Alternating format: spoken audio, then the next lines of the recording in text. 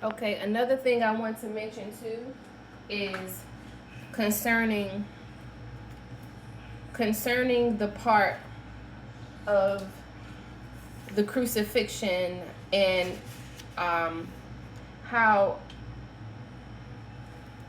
again, when Jesus spoke about him, when he told the Pharisees and Sadducees and all the people around that he would destroy the temple and raise it up in 3 days, he was referring to himself. At the same time, he was letting them know his authority and power, and that he can do whatever he pleases, whatever God's will is, he can do. He had the power and authority to do. Okay? And so, remember, when he breathed his last breath and he spoke in the Hebrew language, the Hebraic language, and he breathed his last breath and he said something to God, and I think it was from Isaiah 22 that he spoke.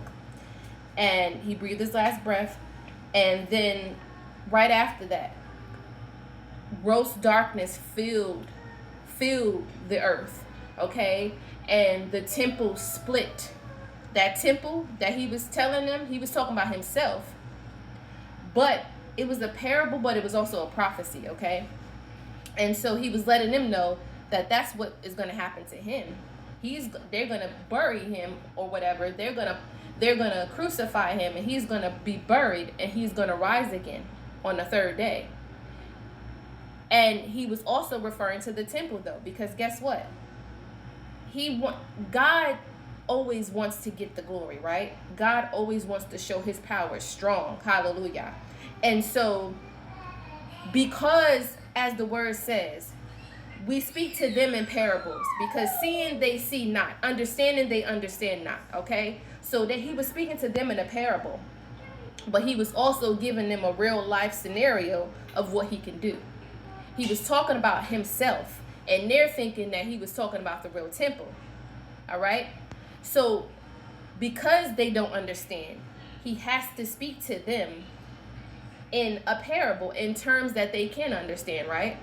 And so when he breathed his last breath, his prophecy being fulfilled, and he eventually was going to rise on the third day, which happened, and they knew and they saw, right?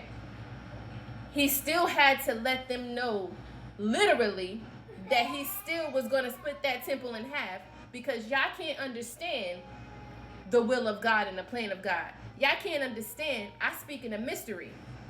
You can't understand the mystery because it's not given to you, right?